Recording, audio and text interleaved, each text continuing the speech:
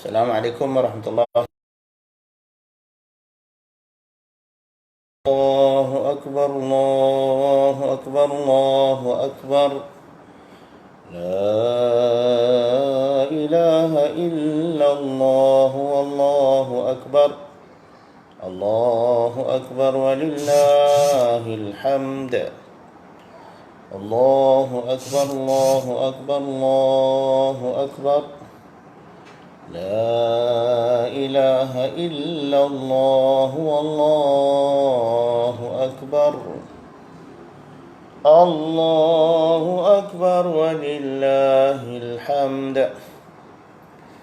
الله أكبر، الله أكبر، الله أكبر.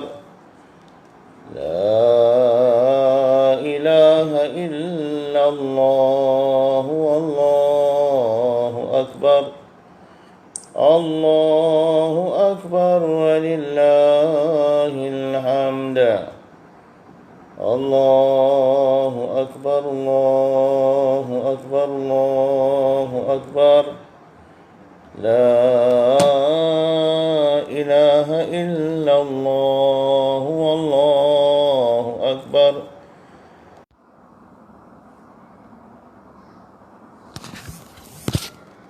الله أكبر، الله أكبر، الله أكبر. لا إله إلا الله والله أكبر. الله أكبر كبير، الله أكبر ولله الحمد. الله أكبر كبيرا والحمد لله كثيرا وسبحان الله بكرة وأصيلا.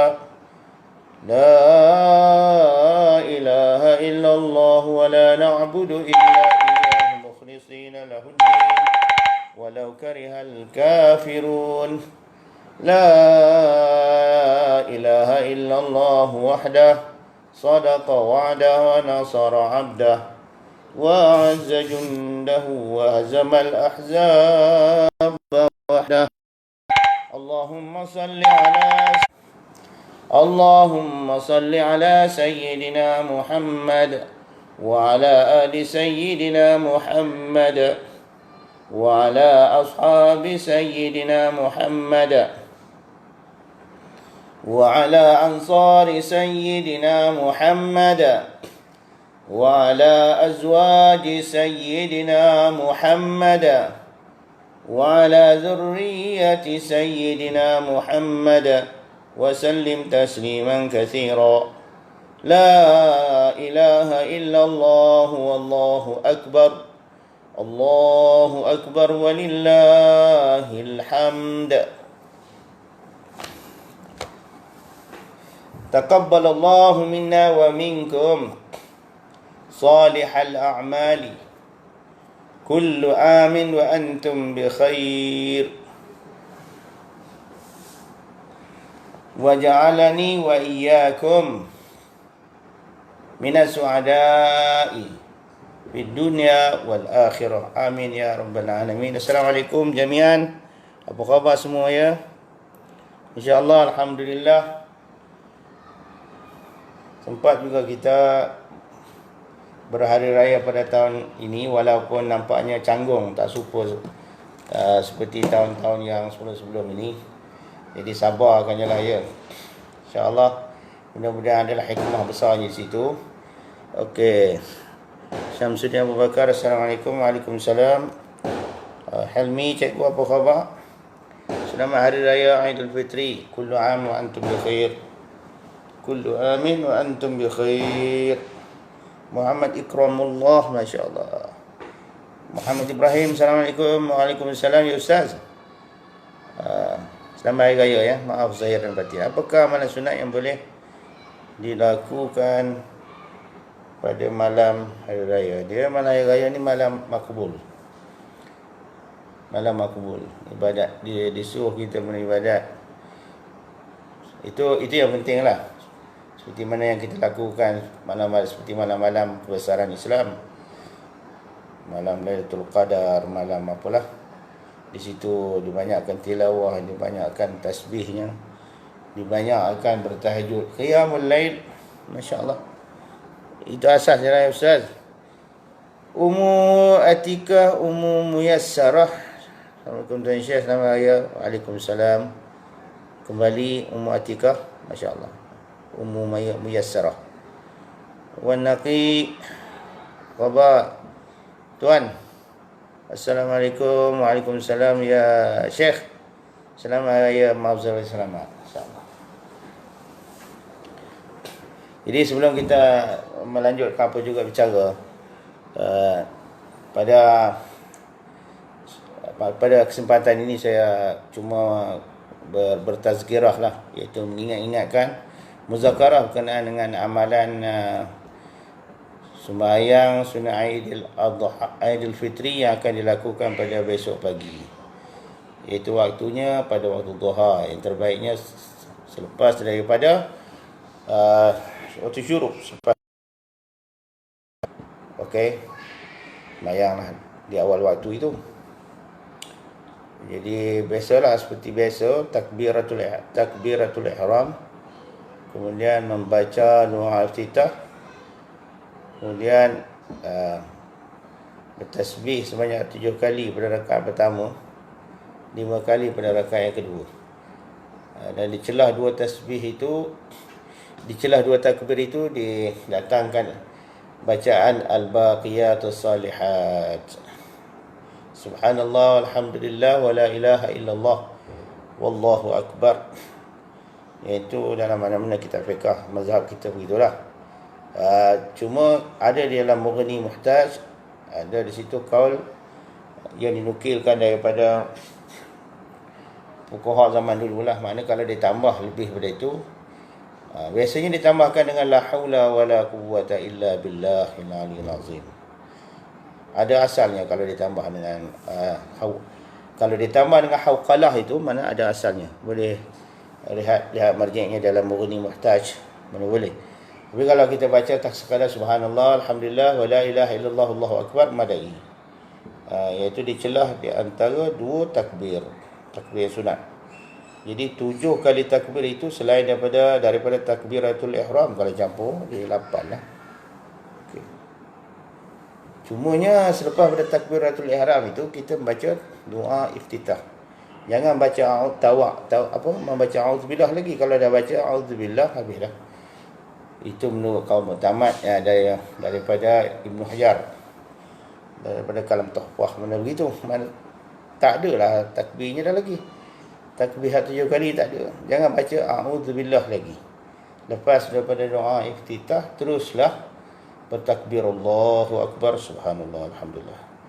Kata Ain Ali Shibram Mulisi, baca dengan sirran, subhanallah, alhamdulillah, wa la ilaha. Macam kuat pula takbir tu, tak apa lah. Allahu akbar, subhanallah, alhamdulillah, wa la ilaha. Macam pelan lah. Okey. Jadi 7 takbirnya, tasbihnya ataupun bacaan baqiyatus salihat itu adalah 6 kali. Rakaat pertama. Rakaat kedua,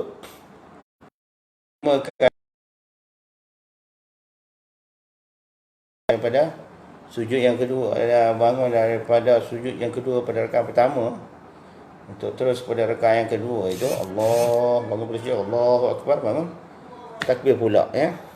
Takbir pula situ. Okey. 5 kali, tasbihnya 4 kali. Itu biasa yang orang terlupa lah. Jadi jangan lupa lah takbir yang 7 dengan 5 tu, takut nanti rasa lain macam pula sembahyang hari raya lah. Tinggal lagi kita tidak berhari raya keluar rumah, yang hanya ada Aidil Fitri. Hari raya sebenarnya macam tak ada. Saya anggap begitu je hari raya ni. Aidil Fitri adalah. Okey.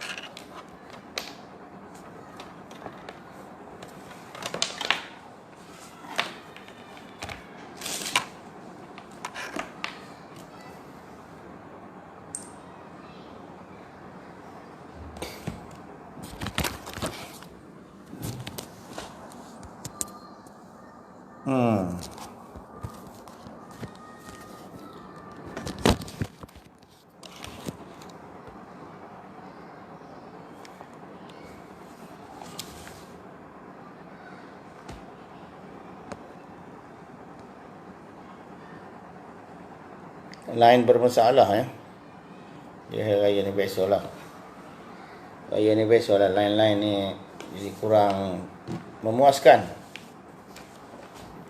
Kita cuba sekali lagi, saya tutup dulu yang ni. Okey.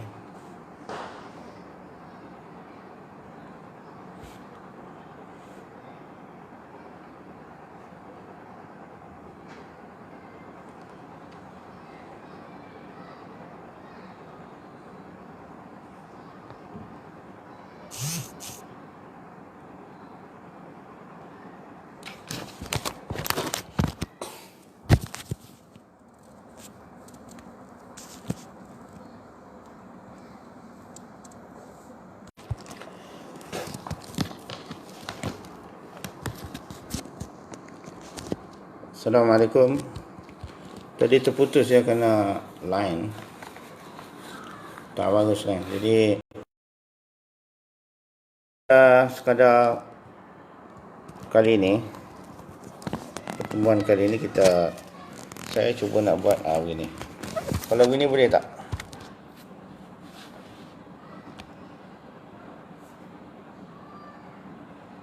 Macam tu boleh tak? Terang tak? Tolong bagi komen ya. Tolong komen tengok. Okey, kita sambung sedikit bicara kita tadi. Sekarang ni line di sini memang musim perayaan ni kan. Musim perayaan ni memang salah. Boleh lah tengok macam tu. Boleh, okey, tak apalah. Aku yang boleh lah. Ini musim darurat kan. PKP ni macam-macam lah. Jadi saya sambung sikit bicara tadi ya. Jadi kalau sekiranya seorang tu terlupa untuk membaca tasbih-tasbih tadi kan, maka biasanya tak adalah kalau dah sampai tahap baca Fatihah, maka tidak ada berhenti Fatihah, baca ulang. Tak boleh buat gitu lah. Ataupun selepas daripada membaca Fatihah nanti ulang pula tasbih tu. Allahu Akbar. Tak buat begitu. Jadi menurut okey, terputus tadi, kita sambung semula ya.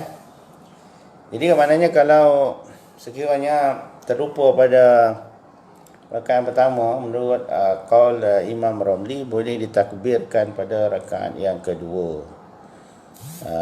Cuma pada rakaat kedua itu, setelah bangun daripada sujud yang kedua tu, Allahu Akbar, berdiri, takbir dulu 7 kali. Jadi takbirkan 7 kali untuk rakaat yang pertama, ganti yang tadi terlupa kan. Kalau dah terlajak baca Fatihah, teruslah, jangan berhenti takbir terus. Okey. Boleh kita beramal dengan qaul Imam Ramli, iaitu diqadhakan pada rakaat yang kedua, takbir pada rakaat pertama yang terlupa tadi. Kemudian lepas habis takbir yang kedua tu, 7 kali tu, takbir pula 5 kali untuk rakaat kedua. Lepas tu terus baca Fatihah. Tapi amalan yang begini jangan berlaku pada masyarakat kita Melayu. Kalau buat macam itu lagi pelik lah. Cuma ini satu masalah. Kalau sekiranya saya cerita ni pasal kita masing-masing sembahyang di rumah, kan? Kalau kita sembahyang di masjid, macam biasalah. Dan tuan imam kena beramal macam mana kaul macam mana yang biasa yang difaham lah, iaitu bila dah terlupa takbir pada rakaat pertama sehingga baca Fatihah, tak ada lagi takbirnya, dan rakaat kedua pun tidak ada lagi takbirnya. Itu yang rasa macam tak raya tu. Okey. Pada rakaat kedua, seperti saya kata tadi, oleh kerana kita masing-masing sembahyang, masing-masing keluarga, masing-masing di rumah, masing-masing dengan anak pinak masing-masing, kita sebagai ketua keluarga, kita lah yang mengimamkan. Jadi itu satu panduan yang baik juga. Perkara tu khilaf begitu, kedua-duanya muktamad. Ramli muktamad, Syekh Ibn Hajar pun muktamad. Tapi cuma yang masyhur yang diamalkan ialah qaul Imam Ibn Hajar, sebagaimana saya cerita tadi. Kalau dah terlupa, pakat habislah terlupa. Tak ada takbir dah. Jadi macam tak sembahyang, macam bukan sembahyang hari raya lah pula dah kan. Jadi kita ni semua nak buat sendiri. Kalau dah terlupa, terlajak kan, Oh, lepas daripada bacaan iftitah tu terbaca pula a'udzubillahi minasyaitonirrajim. Teruslah Fatihah, teruslah baca surah, teruslah rakaat pertama, rakaat kedua nanti qada menurut kaul ya Imam Ramli. Buat seperti mana saya kata tadi. Tak ada masalah, kita sendiri nak beramal kan. Okey, bukan fatwa untuk umum dah, ini untuk beramal je. Okey. Kalau nak lebih jelas, saya ada tulis sikit tentang masalah ini di dalam blog Pondok Tampin. Search blog Pondok Tampin .blogspot.com. Pondok Tampin .blogspot.com tentang masalah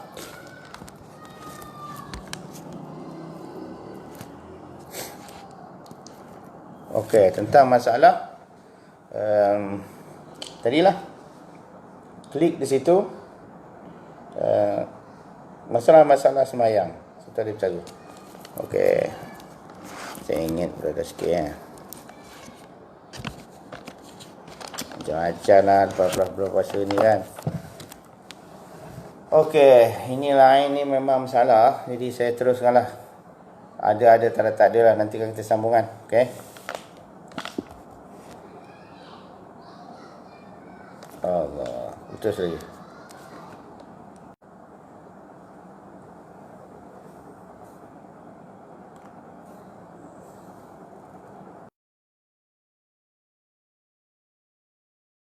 Jadi malam raya ni begitulah.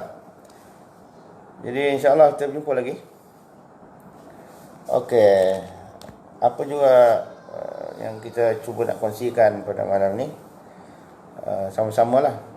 Tulisan-tulisan tadi, soalan-soalan tu boleh di-type semula dan insya-Allah kita berdoa supaya mudah-mudahan live kita ini berjalan lancar, insya-Allah, amin ya rabbal alamin.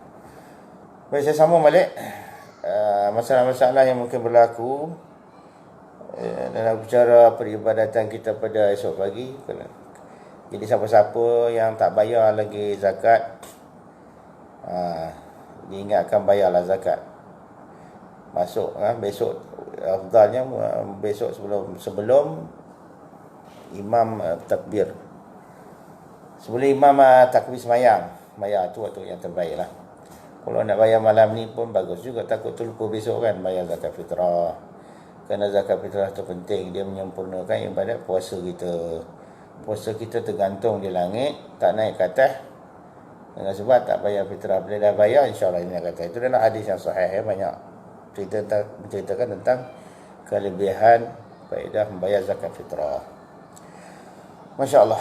Jadi kalau ada apa soalan, ulang balik apa yang tuan-tuan telah catatkan tadi. Saya tak dapat membacanya kerana gangguan daripada line je. Jadi tuan-tuan yang dah ikuti live ni, jangan putus asa lah. Walaupun terputus, kita akan cuba juga untuk selesaikan apa juga soalan-soalan. Okey. Masya Allah. Muhammad Zaidun, apa khabar? Zaidun ya. Zaidan ini Zaidan. Zaidan dan Zaidun. Dia adik ya.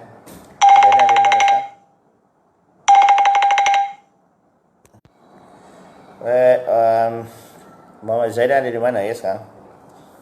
Zaidun ada di Terengganu. Okey.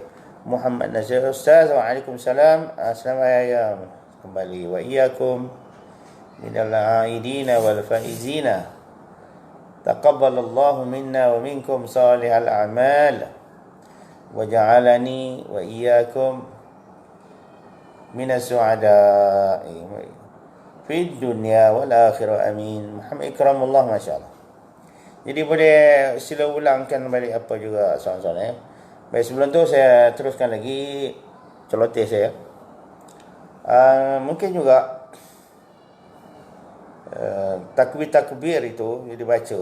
Kita boleh baca takbir kerana pada Aidil Fitri apa yang diistilahkan sebagai takbir yang mutlak. Itu istilah lah. Ada takbir mursal, ada takbir muqayyad. Tapi yang sesuai untuk ini kan, dia katakan takbir mutlak. Jadi boleh ditakbir sebarang waktu. Cuma dia bukan jenis muqayyad. Takbir pada hari raya Fitri, Aidil Fitri ni tidak muqayyad. Maka selepas daripada sembahyang fardu atau sembahyang sunat, kita dahulukan wirid dan zikir dulu. Lepas tu baru kita bertakbir Allah, takbir itulah. Jadi mulanya takbir hari raya Aidilfitri ni daripada tadi lagi lah. Huruf tadi waktu maghrib masuk. Dan kesudahannya ialah ketika imam takbiratul ihram untuk berhari untuk sembahyang Aidilfitri. Habislah, tak adalah takbir lah situ. Tapi kalau nak pakai juga ada. Waqilah ala sabil qil boleh ditakbirkan juga sampai waktu asar pada esok hari. Itu pendapat yang kedua lah. Kalau nak beramal kita di rumah apa cara kan. Bukan ada orang lain perhati kita tengok pelik tak pelik. Asalkan perkara tu adalah syariah, ada fatwa ulama'nya dan masih dalam sekitar mazhab Syafi'i juga. Boleh je kalau esok takbir atas pendapat yang kedua. Takbirlah sampai waktu asar. Okey. Jadi itu yang kedua. Saya nak jawab sikit lah. Nanti kan terus tak terjawab. Saya cakap je. Baik Ustaz, nak tanya. Okey.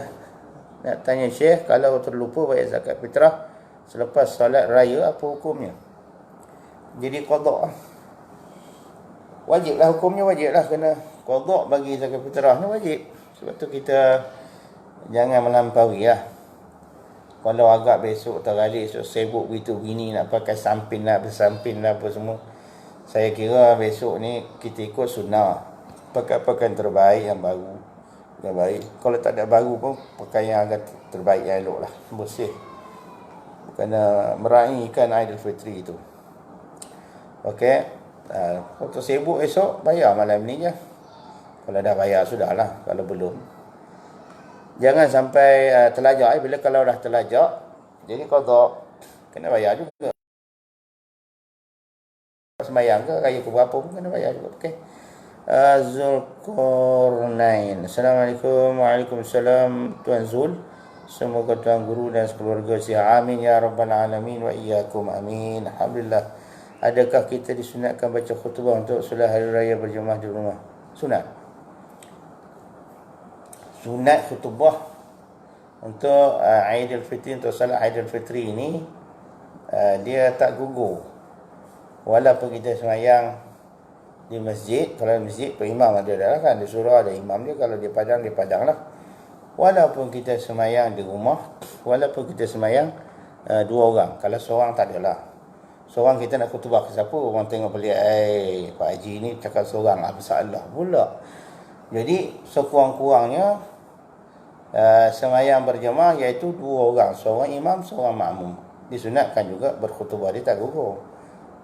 Kalau sekiranya dalam rumah ini, musim ni kan kita tak tahu, masyarakat kita kadang-kadang tak ada orang lelaki, yang ada perempuannya semua. Jadi disunatkan juga sembahyang Aidilfitri berjemaah juga bagi walaupun perempuan sama dia. Cuma masalah khutbah tu di situ adalah sedikit pandangan. Jadi yang masyhurnya yang kalau kata nak tamat lah, perempuan tidak ada khutbah, yang adanya tazkirah ataupun tausiah, dia panggil wa'az. Wa'az mana, nasihat, wasiat, tazkirah sebagainya yang dibuat oleh sesama dia lah, sama demo perempuan ke kaum wanita. Buatlah sikit. Kalau ada seorang laki-laki, orang lelaki itu yang baca khutbah untuk jemaah perempuan. Begitulah. Okey. Jadi kalau kata khutbah, mana khutbah? Masalah khutbah hari raya di rumah ni, di surau ke, walaupun perempuannya dua orang ni, saya kira dalam kitab fiqh mazhab kita semua tu lah. Sebutlah kita apa muka ni muhtaj ke, di dalam apa, ada semualah. Dalam tahrir, saya dah sebut hari tu, dalam kitab tahrir Syarqawi itu lagi jelas. Lagi jelas bagi satu orang yang sembahyang ghair masjid, dia sembahyang ya iza dakhala, bila masuk seorang ke dalam selain daripada masjid, wal imamu yakhutub, padahal imam sedang berkhutbah. Selain daripada masjid maksudnya tak kira lah yang lain daripada masjid tak apa. Di rumah ke, di padang ke, di hall ke, di dewan musalla ke, yang bukan masjid. Jadi faham di situ ada khutbah itu sedang dibaca. Ibarat daripada kitab Syarqawi, maknanya tak lucut tu. Kemudian ada masalah tu, kalau imam sedang berkhutbah yang bukan masjid kan, kita nak buat sembahyang apa? Disuruh kita tunggu bagi habis ya. So tunggu bagi habis khutbah. Kita tak sembahyang lagi. Kita macam kata sembahyang di rumah kan. Sembahyang di rumah. Kita dah lewat. Sibuk tak bangun lambat ke. Apa tuan imam kita tu orang tua kita. Dia dah sembahyang dah. Tengah tu khutbah. Kita tunggu habis khutbah. Lepas tu baru kita sembahyang. Aidil Adha seorang gigi kita lah. Kita sebagai makmum. Kita sembahyang. Boleh ya Tuan Zulkarnain? Boleh ya? InsyaAllah. Boleh faham? Okey, Muhammad Nasir lagi Ustaz. Apa tu? Maknanya Tuan, selepas solat subuh esok, wirid macam biasa, dan doa. Lepas tu baru takbir raya. Ya, begitu. Sebab takbir situ adalah takbir mutlak yang mursal. Mutlak tu maksudnya tidak muqayyad, yang tidak dikaitkan dengan sebarang sembahyang, waktu sembahyang lah. Jadi takbir tu dia mursal, dia berterusan gitu kan. Dia tak ada dengan sebab. Kalau sama Aidil Adha, lepas sembahyang takbir dulu baru wirid, baru doa. Itu Aidil Adha walaupun sembahyang sunat. Walaupun sembahyang sunat apa orang panggil? Sunat iktikaf ke apa semua, takbir dulu baru berdoa. Tambah kalau sembahyang fardu, itu Aidil Adha. Adapun Aidil Fitri dia tidak kait begitu, dia kena berdoa dulu lah. Jadi berzikirlah kita habis semua dulu, lepas tu baru kita takbir. Lepas tu sebanyak waktu kita takbir ya. Dalam masa yang terhad itu. Boleh ya Tuan Ustaz Nuredi? Ya Nur Syekh takbir musalsal. Ya, musalsal sampai imam solat. Ya, betul. Mursal pula. Tak apalah mursal pun. Ibarat kitab mursal, berkurang itulah. Tapi musalsal ni dalam ilmu hadis tak apalah itu istilah. Azhari. Assalamualaikum warahmatullahi wabarakatuh. Waalaikumsalam Tuan Az. Okey, insya-Allah. Baik. Apa lagi saya nak bercara?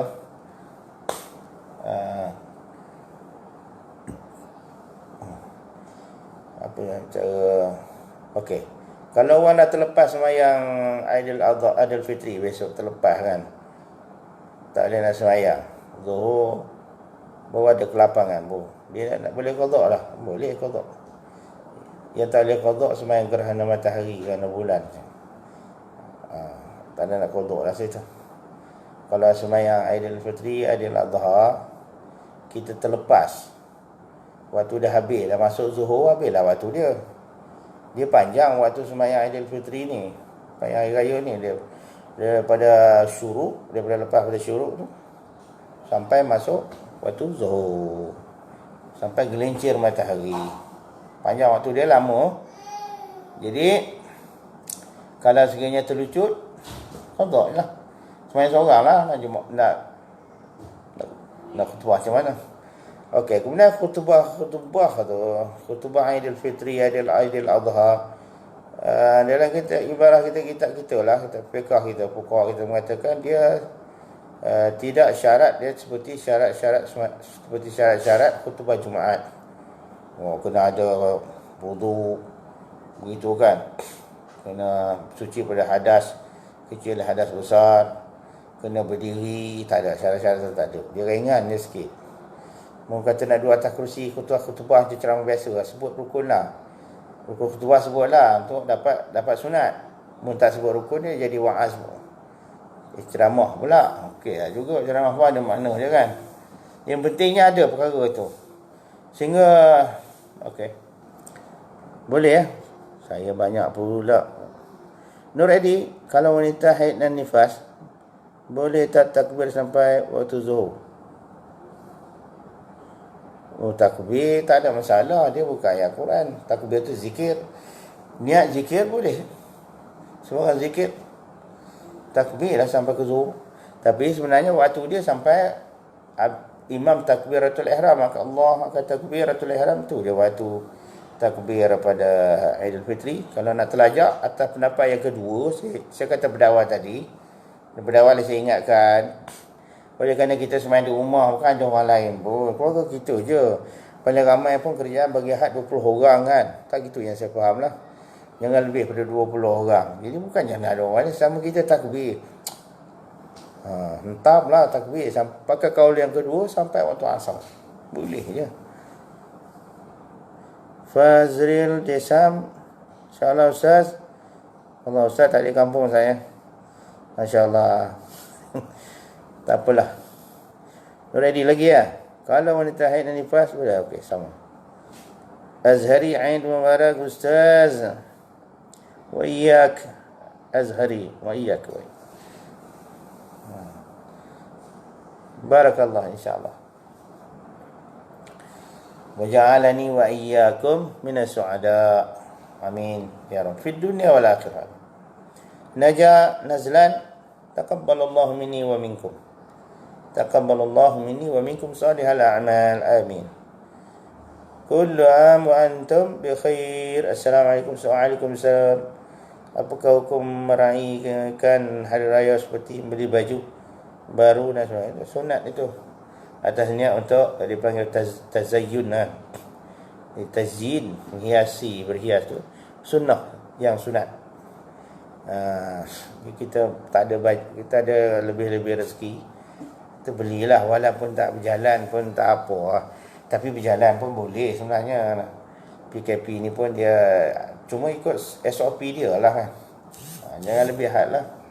Kadang dekat-dekat, tidak langgar negeri, dekat-dekat gitu. Dan hari yang pertama, hari kedua tu mungkin dah sudah ketat sikit lah larangannya.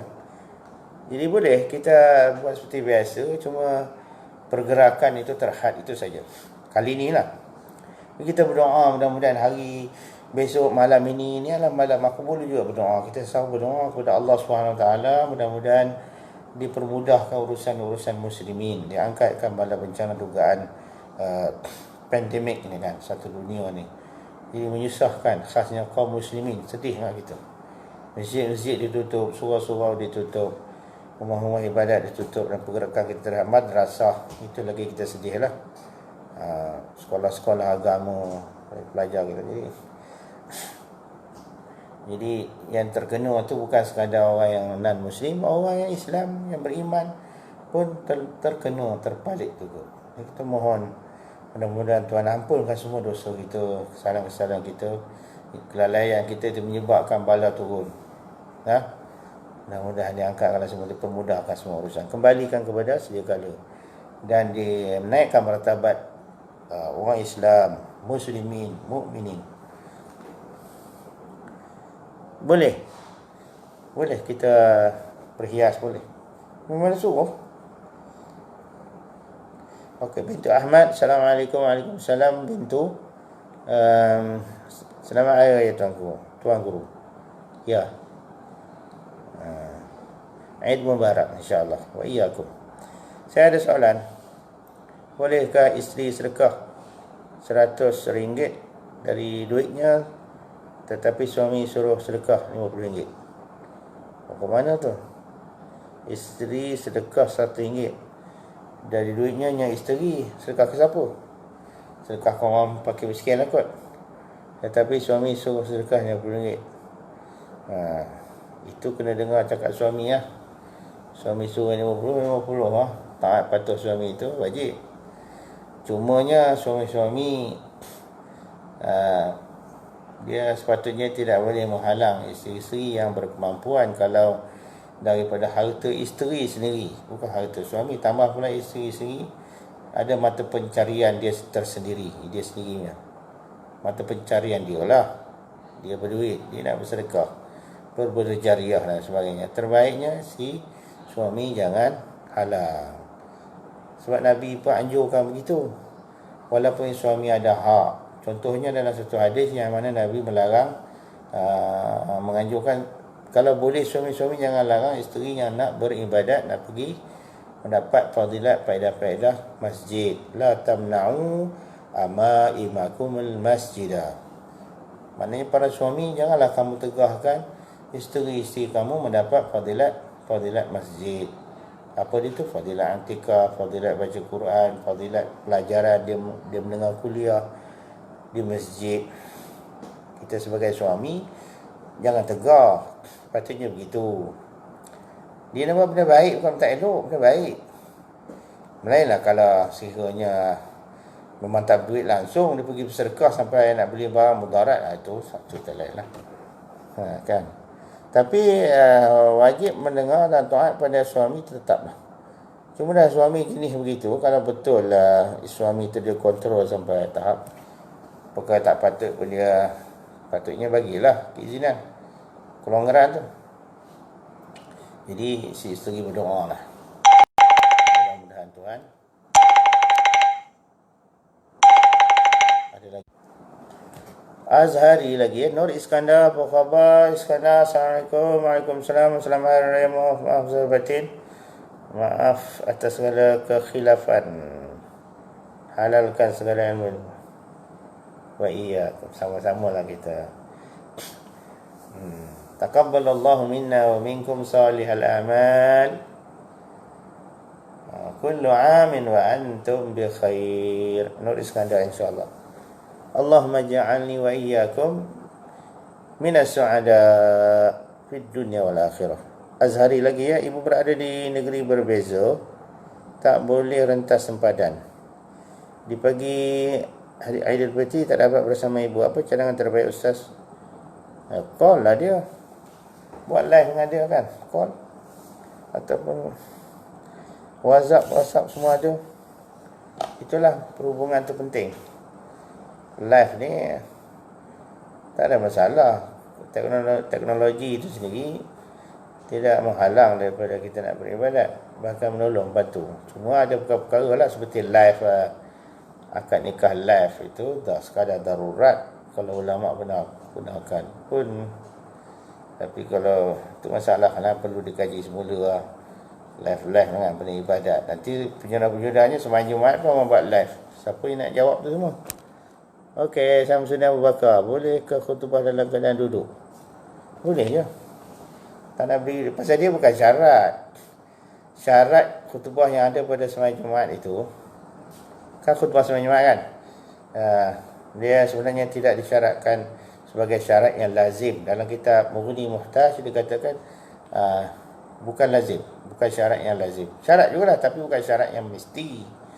Dan sekadar untuk mendapatkan kelebihan saja. Mana kalau pada sembahyang Jumaat, kalau sekiranya tidak berdiri, duduk pada antara dua khutbah itu pun wajib juga. Rukun khutbah juga kan? Bukan rukun. Syarat sah khutbah lah. Khutbah Jumaat. Kalau tidak Jumaat tak apa. Nak duduk terus boleh, berdiri terus boleh. Elok berdirilah walaupun khutbah hari raya, berdiri. Kalau ada tongkat, pakai tongkat. Tongkat tu sendiri kalau khutbah Jumaat pun bukan wajib. Sunat je tongkat tu. Tak nak tongkat macam nak pegang mic gitu boleh juga. Cumanya terbaik sunat. Sama ada khutbah Jumaat atau khutbah Aidilfitri. Kalau boleh bertongkat. Soalannya, boleh ke khutbah dalam keadaan duduk? Boleh. Tidak mencederakan sahnya khutbah Aidilfitri tersebut. Okey. Teruskan dah. Malam raya kita buat tahlil untuk yang telah pergi. Selepas selesai bacaan tahlil, terus kita baca selawat azimiyah 12 kali. Okey. Selawat azimiyah ni selawat yang diriwayatkan daripada Imamul Arifin, iaitu Sidi Ahmad Idris. Dia dinamakan sebagai azimiyah kerana ada 10 kalimah. Azim ada 10 kali tu azimiyah tu. Habis itu azimiyah. Okey. Adalah boleh, adakah boleh kot, atau ada kaifiat lain lagi untuk baca selawat azimiyah tersebut? Kaifiat selawat ni mana ada kaifiat baca je, selagi nak boleh baca. Boleh Nur Iskandar, itu terpulang lah kita nak baca macam mana. Okey. Muhammad Nasir Damanhuri nak tanya lagi, ada ahli kubur berehat. Ahli kubur berehat dari kena seksa bila bulan Ramadan. Okey. Dan bila mulai Syawal, maka jika ahli kubur yang kena seksa kembali, entahlah tu. Mudah-mudahan dia angkat teruslah. Kalau Allah Ta'ala kabulkan doa-doa, orang-orang yang berdoa, waris-waris yang berdoa, sahabat-sahabat anda yang berdoa pada Ramadan yang telah lalu kan, yang baru ni, diangkat terus lah. Allahumma ja'al qabrahum rawdatan min riyadil jinan. Kabur habis. Dah masuk syurga ni sepatutnya dia tak keluar dah. Kalau dah masuk mana boleh keluar dah. Dah jadikan syurga illiyin. Innal abrara lafi na'im wa innal fujara lafi sijjin. Dalam barzakh tu ada syurga juga, syurga illiyin. Kan nak syurga kan, syurga illiyin dan syurga tu, nama syurga pada alam barzakh lah. Kau dah masuk, sepatutnya kaedahnya masuk tak keluar lah. Itu tak gitu Ustaz. Wallahu alam. Itu kita nak alam arwah ni, benda gaib nak tahqiq ke mana, cuma boleh fikir berdasarkan maklumat-maklumat khabar yang ada sajalah. Sepatutnya gitu lah.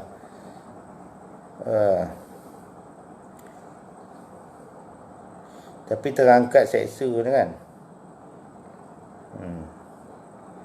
kita bukan berdoa terangkat seksa, kita berdoa jadi terus masuk dalam, jadi apa, taman syurga kan. Taman syurga bukan sekadar terangkat seksa kan. Kalau Tuhan makbul kan, mana kata apa. Sebab tu bagi kita ahli sunnah wal jamaah, ada perhubungan antara orang yang masih hidup di alam maya ni, alam dunia, alam fana ni, masih ada hubungannya dengan orang yang sudah kembali ke alam baqa, yang duduk dalam alam barzakh tu, ada hubungan dia. Dan ada faedah di situ. Doa-doa tu kalau dimakbulkan, masya-Allah. Masya-Allah. Syaratnya mati dalam iman lah. Madah pujangga, masya-Allah tuan madah. Ustaz, secara tradisi kita sambut raya, di samping itu kita berian, contohnya kuih meh, lauk duit kepada kanak-kanak hanya secara adat jua. Niat sedekah. Tanpa niat sedekah. Hanya secara adat jua, tanpa niat sedekah.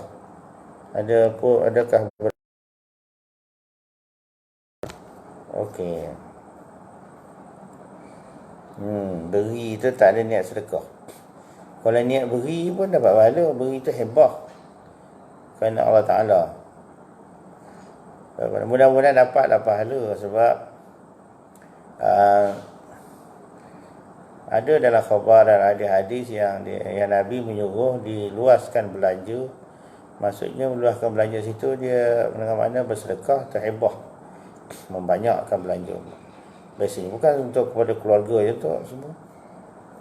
Pada hari Aid itu memang ada khabar-khabar yang macam itu. Jadi kalau kita faham secara kata jumlinya, jumlah, maka kita faham pemberian ini berkait dengan hari raya. Dan hari raya itu ataupun Aid itu ada satu ibadat. Maka berkait begitu, mudah-mudahan ada pahalanya juga. Dia tidak jadi adat sangat. Nak kata adat kan tak juga. Dia kalau adat ni betul-betul mutlak adat ni dia lain. Dia kalau ada sangkut juga dengan ibadat-ibadat yang lain tu, dia terangkat semualah sepatutnya. Okey, madah penjaga mudah-mudahan. Tapi yang penting, kalau boleh yaqazah kesedaran itu, sedar betul lah setiap kali pemberian tu memang lillah, kerana Allah Ta'ala. Dia satu ibadat yang khas. Ni sedekah ni lain, sembahyang hari raya tu lain, hari raya tu sendiri, takbir tu lain. Tu lagi baik lah. Boleh ya Tuan Madah penjaga, mudah-mudahan. Adakah sabit hadis sahih solat tasbih khusus malam raya? Solat tasbih ni biasanya, solat tasbih tu sendiri sabit lah. Walaupun ada pertikaian ulama tentang sabit tidak sembahyang solat sembahyang tasbih tu. Jadi dalam Hawashil Madaniyah, satu buah kitab, dan fuqaha sini, Suyuti ramailah fuqaha dan ahli hadis yang mengatakan hadis berkenaan dengan sembahyang tasbih itu martabatnya adalah hasan li ghairih. Walaupun untuk yang tepat. Jadi satu hujah. Jadi sebab tu dalam kita fiqah kita jauhi je. Banyak masalah badrin ke apakah kifayatul muhtadi kan. Masabit kan semayang sunat tasbih. Okey. Semayang sunat tasbih. Itu satu perkara. Kemudian dilakukan pada malam hari raya. Dia melakukan tasbih pada malam hari raya ini adalah sebahagian daripada tradisi orang-orang soleh. Kalau di madrasah-madrasah di pondok-pondok, tuan-tuan guru dulu menganjurkan sembahyang sunat tasbih mengganti pada malam hari raya, kerana kalau malam hari raya hari puasa ni mungkinlah kerana dah terbiasa sembahyang sebulan kan, sembahyang tarawih, tiba-tiba nak tarik handbrake tu tak boleh, slow lah, break lah sikit. Nak berhenti tu kurangkan sikit dengan tasbih dulu, lepas tu tak apa ni sembahyang sunat tasbih. Jadi ulama tu tak tinggal dengan tasbih ni. Kalau ditanya ada tidak hadis, dia masihlah masuk dalam hadis-hadis, mana-mana hadis yang umum. Maksudnya hadis-hadis yang umum tu maknanya satu orang tu kalau boleh sembahyang tasbih tu hari-hari, mungkin tidak seminggu sekali, mungkin tidak sebulan sekali, kalau tidak tak dapat pun setahun sekali, asal sekali kan. Kalau tak dapat pun seumur hidup sekali. Jadi setahun sekali ni bila masa ni kita sembahyang tasbihnya, kita sibuk dengan dunia. Jadi ditradisikan juga tradisi yang tidak melanggar syarak. Jadi ada adat yang bersendikan syarak tu, itu tak ada masalah, bahkan baik. Lepas tu kalau orang kata kita menentukan sesuatu ibadat tu pada hari-hari tertentu tu makruh. Itu la tukhassisu jangan kamu khususkan al-qiyam, la tukhassisul qiyam. Jangan kamu tentukan, khususkan qiyam. Kalimat al-qiyam dalam hadis. Ada hadis tu kan. Jangan kamu tentukan qiyam itu pada malam-malam tertentu, malam Jumaat ke, jangan. Itu orang yang setengah orang yang anti baca Yasin malam Jumaat, dia pakai hadis itu lah. Dia kata Nabi larang menentukan ibadat pada malam tertentu. Al-qiyam situ maksudnya qiyamul lail, bukan cerita baca Yasin malam Jumaat. Tak kena langsung dalilnya. Jadi mereka yang melarang baca Yasin malam Jumaat, dia pakai hadis itu. Itu qiyam tu masuk qiyamul lail. Itu pun masuk hadis itu makruh kalau dia anggap malam itu sahaja disunatkan. Tidak. Qiyamul lail ni sepanjang tahun. Bila-bila sepanjang malam, bila-bila malam pun kita disunatkan berqiyamul lail.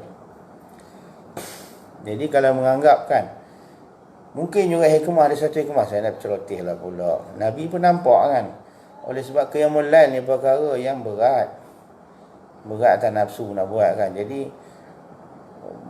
mungkin akan berlaku di kalangan umat Nabi ni, memang berlaku begitu pun. Biasanya qiyamul lail ni orang akan tentukan hari-harinya. Mungkin hari perayaan, mungkin dalam musim-musim tertentu. Mungkin atas niat tarbiyah latihan kan. Sampai tahap boleh jadi sebati kasih ke ibadat kita, amalan nak buat tu. Latihan dulu.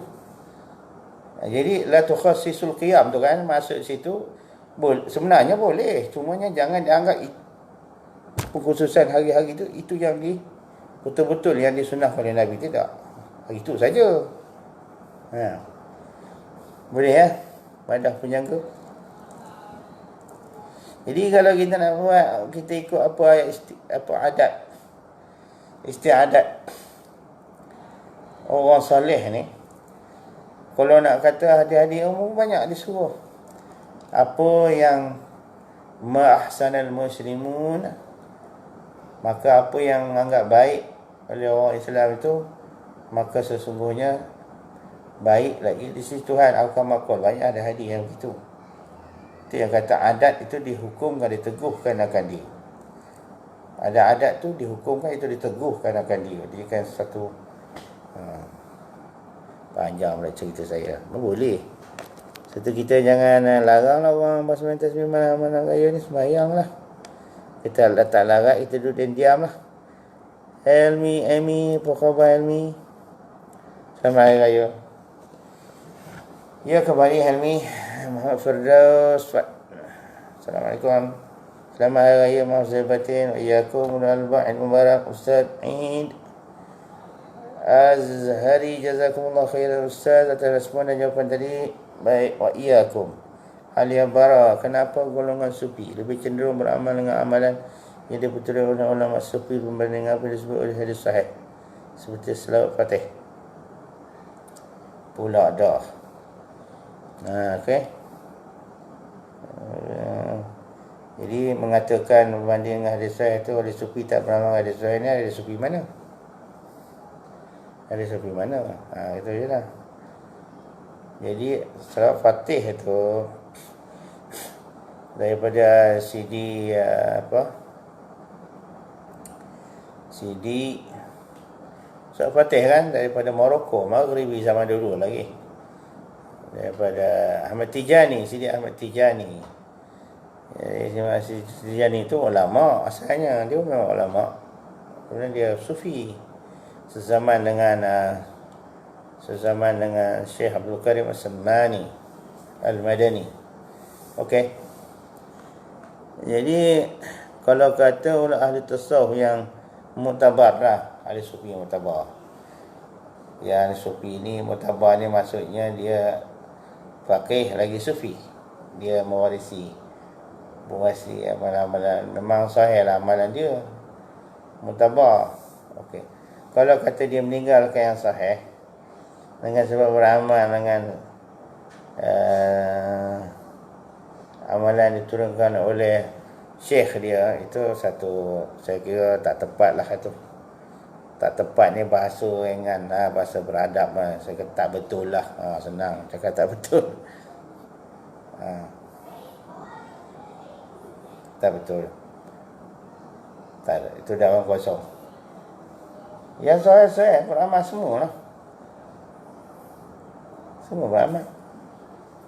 Saya cuba tengok dari dalam Dalailul Khairat tu sendiri. Dalailul Khairat dihimpun dalam tu selawat daripada hadis-hadis yang sahih, hadis-hadis hasan, hadis-hadis yang hasan li ghairi, hadis daripada hadis-hadis yang dhaif, dan daripada susunan para ulama tasawuf. Jadi kaedah mazhabnya ataupun kaedah fuqahanya, di sisi fuqaha saya kira perkara tu mujma' alaih lah.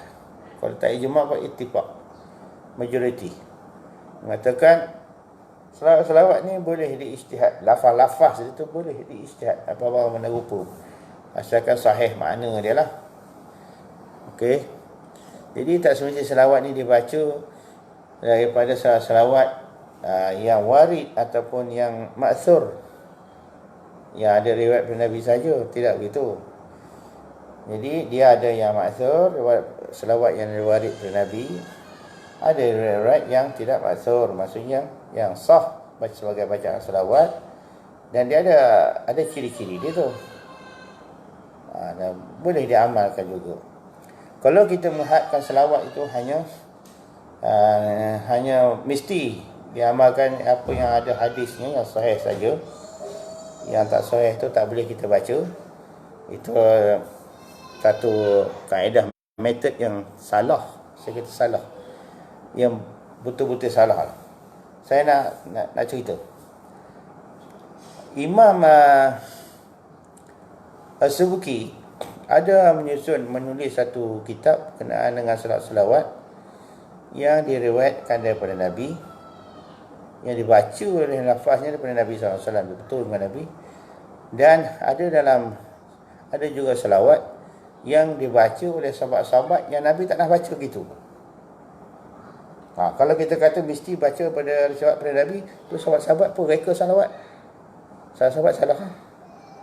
Ada salawat yang dibaca oleh tabi'in, yang mana Nabi tak nak baca macam itu. Sahabat Nabi pun tak pernah baca macam tu, tapi dia baca oleh tabi'in. Tu macam mana pula? Ada pula salawat yang pernah dibaca oleh tabi'in, yang mana generasi sebelum dia tak pernah baca salawat gitu. Ada pula salah seorang yang lapis ke bawah tu dia baca oleh para ulama ahli tasawuf atau ulama tak kira lah. Biasanya orang dulu ni bila kata alim asli sufi. Kita tak boleh lari itu. Tunjuk mana ada satu ulama dalam Islam, ulama-ulama zaman dulu ni yang tidak tasawuf, yang tidak sufi. Tak ada sebenarnya. Cuma orang kemudian ni yang memisahkan antara sufi lain. Itu bermasalah lah. Jangan keliru dengan golongan ahli nukir itu kan. Saya dah sebut itu nukir. Dia orang bukan ada asas betul dalam agama ilmu dia orang tu. Ceduk sana ceduk sini agak-agak betul. Tak semayang pun tak ada. Celotih pula saya malam ni ya. Okey. Azhari masya-Allah. Alia Barat saya cukuplah kan. Sembang panjang nanti kita sembang. Nasyir Jamal Selamat Hari Fitri 1441. Taqabbalallahu minna wa minkum salihal a'mal kullu 'am wa antum bi khair. An-Nasa'i masya-Allah taqabbalallahu minna wa minkum. Ulul albab nak tanya budak lelaki yang tidak balik lagi boleh tak jadi khatib baca khutbah? Kalau sekiranya dia mumaiz, dia tak akil balik, dia tidak balik, bukan tak akil, wakil kan. Mumaiz tu bakal lah maksudnya. Cuma tak balik. Okey, bila dia tak balik, tapi kalau dia mumaiz, dia pandai baca, pandai Quran apa semua, cakap pun pandai, dia tahu hadis begitu gini, boleh menasihat, boleh, sah. Di Fansuri, Cahaya Keinsafan. Assalamualaikum warahmatullahi wabarakatuh. Selamat Hari Raya Aidilfitri. Mohon pencerahan boleh ke khutbah raya perempuan baca khutbah jemaahnya lelaki? Tak boleh ya. Kalau jemaah lelaki walaupun seorang, yang seorang tu kena baca khutbah untuk perempuan yang ramai tu.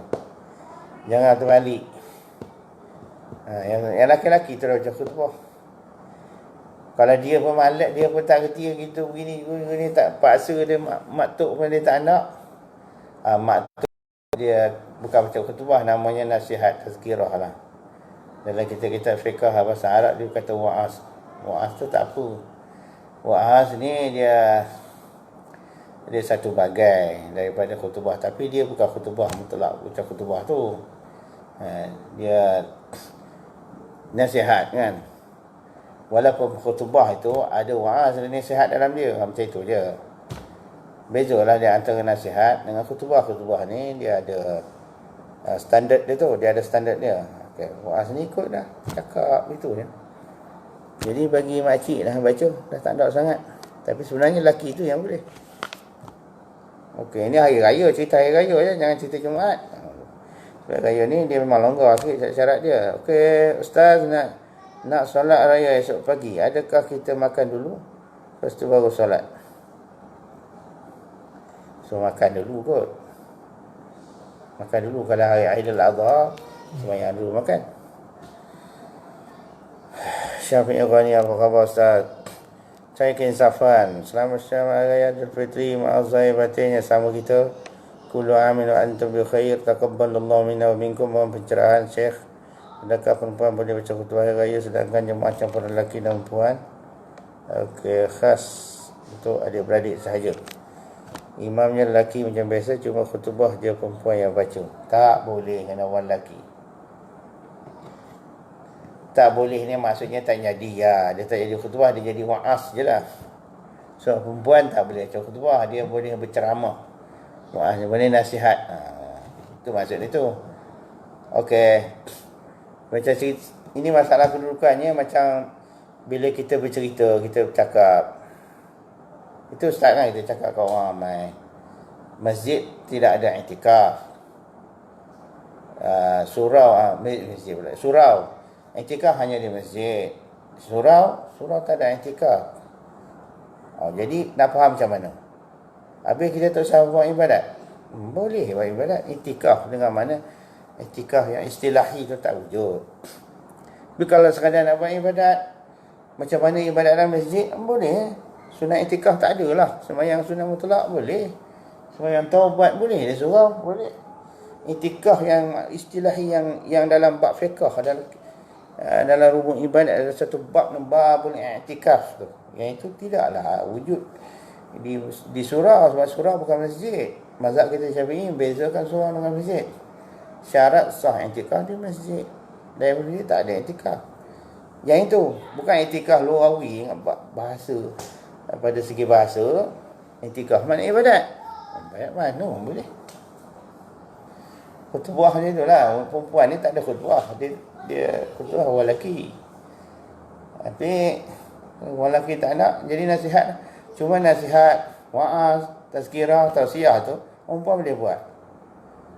Jadi tak jadi khutbah, dia jadi itu pun lah. Boleh faham ya? Kenapa adik-beradik lelaki tu banyak ustaz, kenapa tak nak baca khutbah? Oh, kacau lah. Syed Azzaid Fuad sama ayah ustaz. Alhamdulillah Tuan Syed. Taqabbalallahu minni wa minkum. Salihal amal, Allah Ta'ala terima amal-amal kita yang salih yang telah dilaksanakan pada sepanjang bulan Ramadan, insya-Allah. Amin. Edi Fansuri, Syekh doakan kebaikan untuk saya, amin. Ya Rabbal Alamin, Allah maftah alaina futuhal arifin, futuhal ilmi, futuhal afiyah, amin ya Rabbal Alamin. Taqabbalallahu minna wa minkum, minna wa minkum taqabbal ya karim. Apa khabar Ustaz ya Syafi'i ni? Kali ni tak balik kita kampung ya. Tak baliklah ke pula Pasir Besar, Nogori. Berayalah kita di Labuan, masya-Allah. Selamat Hari Raya, masya-Allah. Dan semua sahabat, maaf saya batin, amin wa iyyakum, ana pun gitu jugalah kullu antum bi khair. Taqabbalallahu minna wa minkum salihal amal, amin, kullu am wa antum bi khair. Okey. Ada lagi? Maaf saya, okey, Azhari. Seputar amalan salawat Fatih tadi Ustaz, apakah wajib ada ijazah daripada masyayikh untuk beramal dengan sebarang salawat? Ya, ijazah ni tak wajib. Kalau nama kata wajib syarak, tak ada lah. Sebab tarekat tu sendiri pun bukan wajib syar'i. Wajib. Cuma ada setengah daripada guru mutakhir ni dalam kuliah-kuliah beliau, kuliah mereka lah, dan buku-buku yang atas kertas-kertas kerja beliau mengatakan bertarekat itu wajib. Tapi itu wajib panggil bila ilah lah, wajib muqayyad, kait. Dia pun kata gitu. Dia kaitkan sebab-sebab dia bukan jadi wajib. Tu ya. Jadi kalau faham situ, bila mana ada sebab-sebab tertentu, jadi kalau nak ngambil ijazah tarekat itu dan dalam tu ada salat Fatih, jadi wajib lah. Gitu je lah, ada sebab-sebab tu. Pada asasnya, biasanya para masyayikh besar-besar ini, mereka buat dua jenis ijazah, biasa gitu. Para guru ulama besar yang sampai tahap wali aulia ni, mereka pun faham kemampuan insan bukan sama. Ada yang himmah dia tinggi, ada yang himmah dia rendah, ada yang sederhana. Jadi begitu juga himmah, maksud itu mana kekuatan jiwa dia, cita-cita dia untuk beramal tu. Tak sama, bukan semua orang sama kan. Kereta pun tak sama. Pecut laju, pecut ni slow. Tengoklah masing-masing. Jadi dalam masalah amal-amalan beramal tu begitu juga. Dia ada amal yang diumumkan, ada amal yang dikhususkan. Walaupun pada satu wirid yang sama, contoh macam selawat tu kan, ada selawat tu juga boleh diumumkan. Bila diumumkan kadang tu diijazahkan secara umum. Lepas tu kita tengok wujud dalam mana-mana kitab yang tersebar luas. Saya nak bincang tentang tu, boleh lah, nak kata gitu lah. Kalau sekiranya selawat yang sama juga, kalau nak dilebihkan lagi, mungkin di sudut perhatian, di sudut keyakinan, menambahkan lagi orang panggil komitmen nak beramal tu, kena ambil ijazah. Tu kata jadi khususi pula lah. Jadi amal yang sama, wirid yang sama, boleh diumumkan, boleh dikhususkan dia. Bila kata khusus, kena ada ijazah dia, kena ada syekh dia, ada guru dia, ada panduan dia, ada murabbi dia, serupa macam belajar universiti juga. Boleh kita belajar sendiri. Kalau tak bengkok otak tak apa lah. Baca sendiri kan. Boleh. Kena ada musyrif, mesti ada. Orang yang kawal. Satu orang guru, doktor. Satu orang prof lah yang jaga kita punya tesis kita tu. Kajian-kajian kita tu. Itu senang lagi kan. Okay. Jadi, tapi terbaiklah saya syorkan supaya cari ijazah. Ambil ijazah untuk hasil tabarruk barakah tu. Kepada mana-mana guru yang ada berkebolehan. Dan ijazah ni pula ada sekadar ijazah tabarruk, ada sebagai ijazah tarbiyah. Yang itu tarbiyah. Kalau kita tak sanggup ambil ijazah mana-mana guru yang tidak tarekat tapi dia ada ijazah tu, ambil itu je lah. Boleh juga. Kau lah takut sangat suruh tengkuk pada Tok Syekh tarekat lagi kita kena orang Kedah kena pelekuh itu, pelekuh ni kan. Pelekuh tu lah, pelekuh. Okey, Syafi'i Ghani. Alhamdulillah tahun ini beraya di Rabbul Ustaz. Okey, ya. Mudah-mudahan bahagia Ustaz ya. Masya Allah, barakallahu fikum, amin. Wa antum. Mana berjangka kullu am wa antum bi khair. Adakah ya doa? Ya doa. Kullu am wa antum bi khair. Kullu am. Pada setiap tahun itu, sepanjang tahun, kamu itu bi khair dalam kebajikan. Dia ada ditafsirkan tu. Itulah maksud dia. Itu orang Arab selalu kalau berjumpa mana-mana ulang tahun lah, tahun hijrah ke apa ke Aidilfitri ada. Kullu am wa antum bi khair itu dia tak tinggal lah. Itu doa tu dia doa. Doa pada kemakmuran kesihatan kita sepanjang tahun. Nur Iskandar. Assalamualaikum Tuan Guru, bila Ilmu Nur.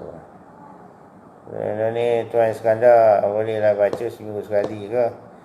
Terbaik boleh baca hari-hari. Itu lagi bagus lah. Halmi dekat Dalailun Nur itu ringkasan daripada Dalailul Khairat. Asalnya direngkaskan oleh Syekh Al-Allamah Yusuf An-Nabhani. Tapi yang nama selawat yang sama diimpunkan oleh Maulana Syekh Yusuf An-Nabhani, orang Mesir kan. Tapi nama dia tu Afdalus Salawat, saya tak silap saya. Sudah sampai kepada generasi yang kemudian ni bubuh-bubuh nama ni, tapi salawat yang sama. Mungkin ada sikit ditambah-tambah, ada sikit tokoh-tokoh tambah tu, tak apa. Okey, Nur Iskandar. Helmi Ami, Ustaz nak tanya, adakah bertarekat itu wajib? Semua tarekat tanya lagi tarekat ya. Soal ni biasa orang tanya sunat je. Kalau orang awam kata sunat je lah. Kalau orang yang betul-betul mahu mencari, mahu dididik, diasuh mencari guru, kita kata dia wajib lah. Sebab ulama-ulama tasawuf, contohnya dalam kitab Sayyidus Salikin mengatakan, talabus syekh wajibun ala kulli muridin walau kana akabiral awliya. Akabiral ulama. Mencari guru itu seorang yang menjadi pemandu, pengasuh, didik, musyrif dan sebagainya, mursyid, adalah hukumnya wajib. Tapi wajib apa? Wajib syarak lah atas setiap para murid. Itu faham dulu murid. Murid ni bukan orang awam. Murid ni maksudnya satu orang yang dah bersungguh. Dia memang ada bertekad jazam penuh untuk menempuh kepada ibadat, untuk menjalani riyadhah tu. Yang tu. Jadi hukumnya wajib bagi dia mencari panduan, cari syekh guru. Walaupun dia satu orang ulama. Orang faham pas itu bila kata walaupun dia satu orang ulama, maknanya bukan semua orang ulama yang boleh mencapai makam murid pada pandangan ahli tasawuf. Tak semua. Boleh Helmi ya? Boleh. Jadi bertarekat ni kita boleh jawab dua cara. Kalau untuk orang-orang kampung kata sunat dia, mana ada wajibnya? Memang pun dalil syarak ni sunat. Wajib ni wajib berkait dengan pendidikan ni wajib ya. Okey. Nak belajar apa wajib wasilah kan? Apa wajib wasilah katanya? Boleh fikir sendiri lah tu. Saya cakap tu kaedah semua tu. Cahaya keinsafan. Assalamualaikum Syekh. Bolehkah kalau dalam hadas besar baca khutbah raya? Hindarilah, janganlah. Hukum fiqh ni dia pagar je. Had kan. Bukan dia suruh buat gitu. Dia kata tak disyaratkan seperti khutbah Jumaat. Khutbah Jumaat syarat mesti suci pada hadas besar dan kecil. Kalau khutbah ni boleh je, tapi tak sunat pula, tak suruh. Jangan buatlah benda begitu. Terbaik kalau dah terpaksa.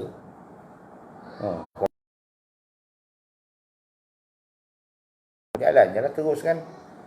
Tak perlulah nak pergi buat macam sembahyang Jumaat. Kalau sembahyang Jumaat, tengah-tengah khutbah Jumaat, tiba-tiba mari hadas kecil. Kena berhenti. Pergi ambil wuduk dulu. Lepas tu boleh sambung. Tak boleh kena baca balik, ulang semula. Kalau dah walaupun dah sampai khutbah yang kedua nak habis sikit lagi. Mari hadas kecil, kentut contohnya. Turun mimbar ambil khutbah. Turun daripada mimbar, wajib tok khatib betul daripada mimbar, ambil wuduk semula, naik balik. Baca khutbah ulang balik. Itu khutbah Jumaat, dia straight, tegas dia. Boleh cahaya keinsafan. Tapi kau mana pun janganlah buat gitu. Azhari jazakallahu khairan kasiran. Atajabaz. Waiyakum. Berapa dah? Pukul 12 dah pelajar. Masya Allah, insyaAllah. Mudah-mudahan Allah Ta'ala ampun dosa kita. Kabulkan semua niat-niat kita yang baik-baik. Pelihara kita selamat dunia akhirat. Allah Ta'ala turunkan rahmat kepada kita, kepada keluarga kita, anak-anak isteri kita, kepada semua ibu bapa kita, kaum kerabat semua sekali orang Islam. Tuhan pelihara. Doakanlah saya, insyaAllah panjang umur, sihat, luar rezeki, boleh saya berkhidmat lagi. Kita bertemu lagi lah selepas daripada hari raya ni, insyaAllah. Tengok kalau perlu disusunkan satu pengajian berkitab, walaupun singkat, setengah jam pun tak apalah. Sementara PKP ni dah tak ada buat apa kan, baik kita mengaji. Cari waktu yang sesuai, insyaAllah kita akan cubalah, saya cuba. Kalau nak buat dua sisi pun boleh, mungkin satu sisi untuk baca kitab, satu sisi lagi untuk bersoal jawab, insyaAllah. Boleh kan insyaAllah tuan-tuan. Jadi sebelum kita akhiri ni, insyaAllah kita sama-sama berdoa. Bersama-sama berdoa lah, insyaAllah. Amin ya rabbal alamin. Allahu akbar, Allahu akbar, Allahu akbar. La ilaha illallah, Wallahu akbar, Allahu akbar, walillahil hamd. Allahu akbar, Allahu akbar, Allahu akbar. La ilaha illallah, Wallahu akbar, Allahu akbar, walillahil hamd. Allahu akbar kabiran, walhamdulillahi katsiran, wa subhanallahi bukratan wa asila. La ilaha illallah, wa la na'budu illa iyyahu mukhlishina lahuddin, walau karihal kafirun, walau karihal musyrikun, walau karihal munafiqun. La ilaha illallah wahdah, sadaqa wa'dah, wa nasara 'abdah, wa 'azza jundahu, wa hazamal ahzaba wahdah. Allahumma salli ala sayyidina Muhammad wa ala ali sayyidina Muhammad wa ala ashabi sayyidina Muhammad wa ala ansari sayyidina Muhammad wa ala azwaji sayyidina Muhammad wa ala zurriyati sayyidina Muhammad wa sallim tasliman katsira. La ilaha illallah, wallahu akbar, Allahu akbar, walillahil hamd. Rumput men, tuan rumput. Bangi lagi ke? Balik dah Seremban. Selamat Hari Raya Mahasiswa. Selamat insyaAllah. Taqabbalallahu minni wa minkum. Taqabbalallahu minna wa minkum. Minna wa minkum taqabbal ya karim. Amin. Okey. InsyaAllah. PM WhatsApp saya lah, insyaAllah. Jadi saya terlupa tadi nak sebut sikit tentang khutbah ya.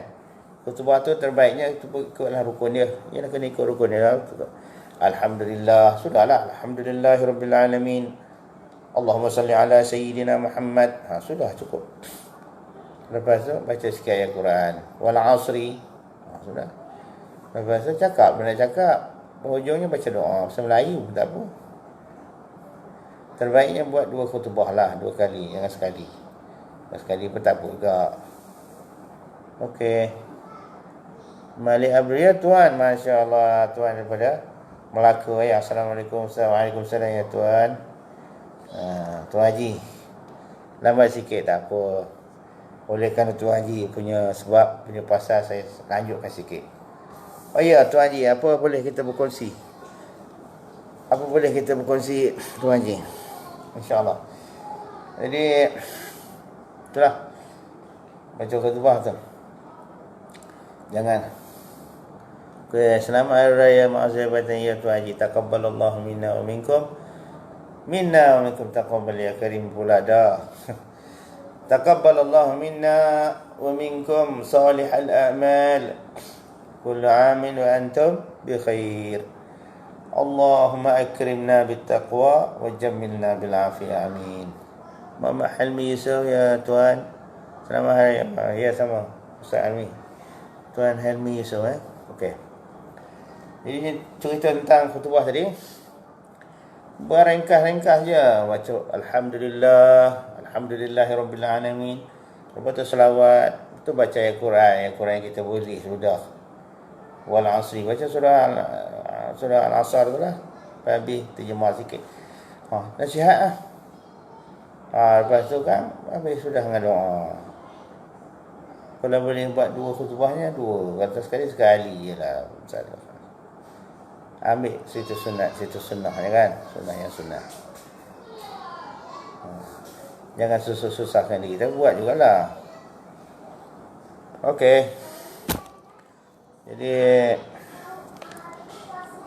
ada apa lagi yang boleh kita kongsikan sementara kita akhiri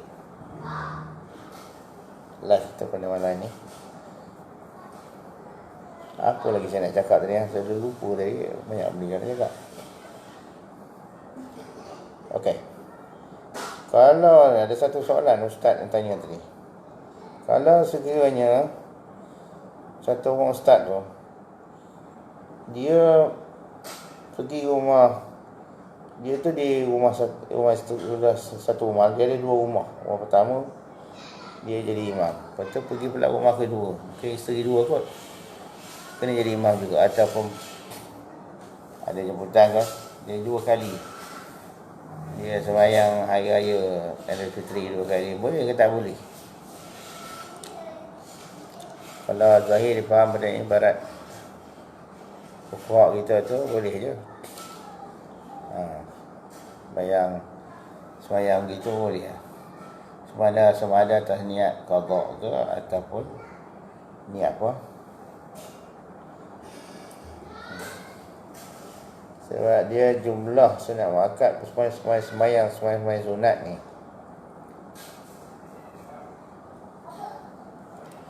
Ke mana pun dia tak supu juga syarat supu sembahyang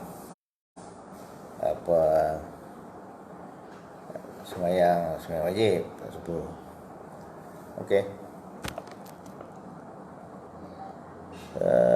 Muhammad Yusuf Adam Ashraf, khutbah raya tanpa tongkat tak apa kan? Tak apa.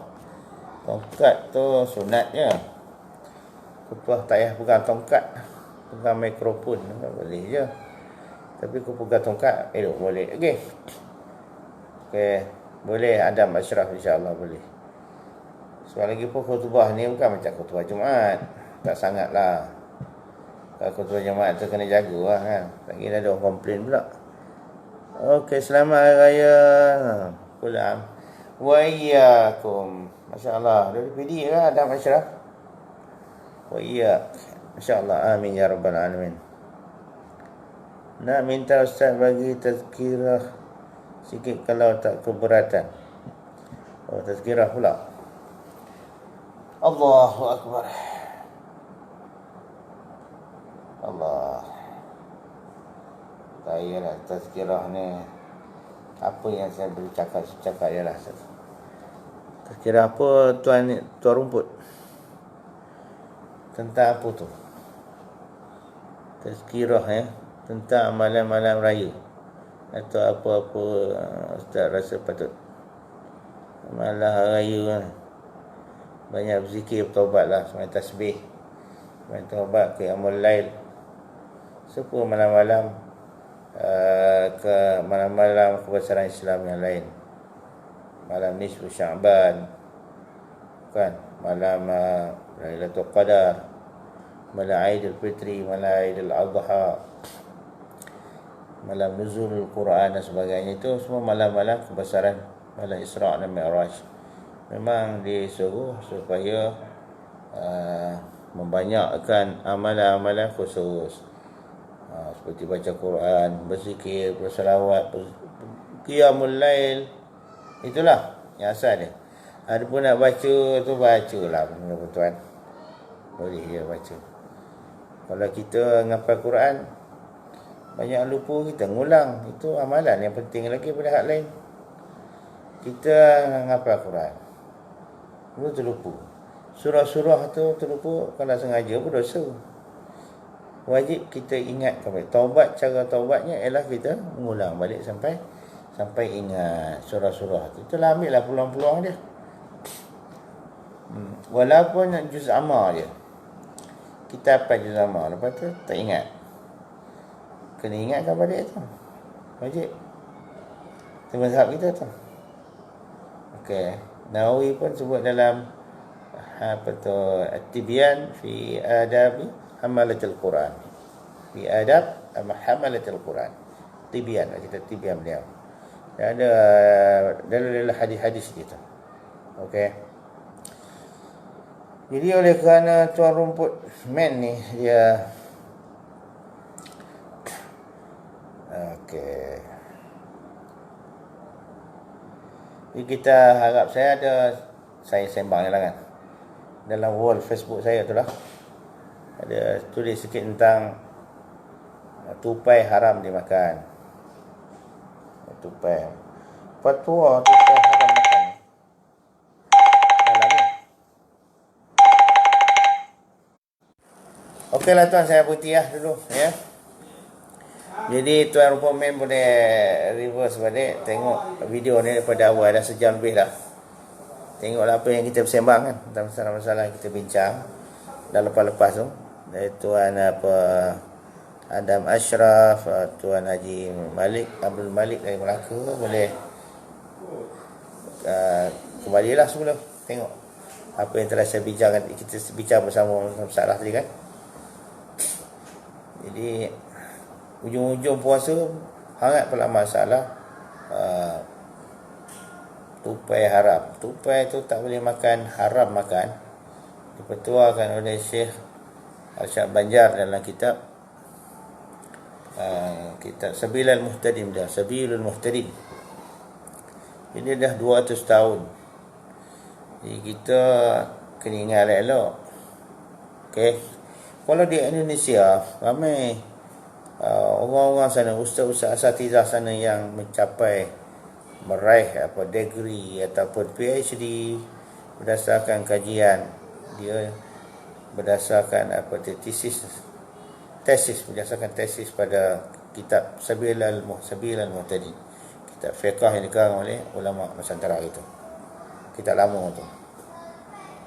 Jadi kerana dalam kitab itu, kalau betul-betul orang yang memahami, orang tu memang ahli ilmu, dia nampak situ dalam tu ada banyak kaedah-kaedah di sudut usul fiqhnya, fiqh dan sebagainya.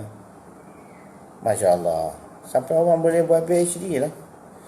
Jadi kita nak kritik fatwa haramnya makan tupai ni, yang kita bincangnya fokusnya pada mazhab Syafi'i. Kalau satu orang tu dia dakwa diri dia alim mazhab Syafi'i, tapi dia menghalalkan tupai yang ada di Malaysia, di tanah air kita di Nusantara ni, Sepatutnya saya syorkan supaya dia semak balik lah maklumat yang dia ada tu. So bertentangan dengan fatwa ulama dulu. Tupai yang ada di Nusantara haram. Adapun yang di negeri Arab tu bukan nama dia tupai. Sekarang kita bukan bincang tentang masalah bahasa. Tapi yang halal di sana, di Mesir, di Turki tu nama dia sanjab atau sanjab. Ada lagi kita mana-mana pun. Yang ni yang ada rupa nak lebih kurang ni Nusantara ni nama dia tupai. Tupai bukan sanjab bukan tupai lain. Supu tu tak sama, dia ada metod dia. Halal haram ni tegas sebenarnya. Kalau dia nak kata nak bincang mazhab lain tu mazhab lain, kita tak kira mazhab lain lah, kes Syafi'i je. Okey ya. Abdul Malik, tuan Ustaz Faiz, insyaAllah kita jumpa lagi. Ustaz Fazril dah lewat malamnya. Berat besok kita nak mengawal untuk solat atau sembahyang Idul Fitri kan. Siapa yang bakal lemang malam ni, muka tupat beraya betul lah. Allah duga saya hari-hari akhir ni petang sikit tadi marah berkecil hati dengan pekerja. Allah doakan Tuan Guru. Allah doa Tuan Guru semoga kembali reda. Sebaiknya kembali aman. InsyaAllah dugaan akhir. Itulah dugaan kita sebagai insan ya Tuan Haji.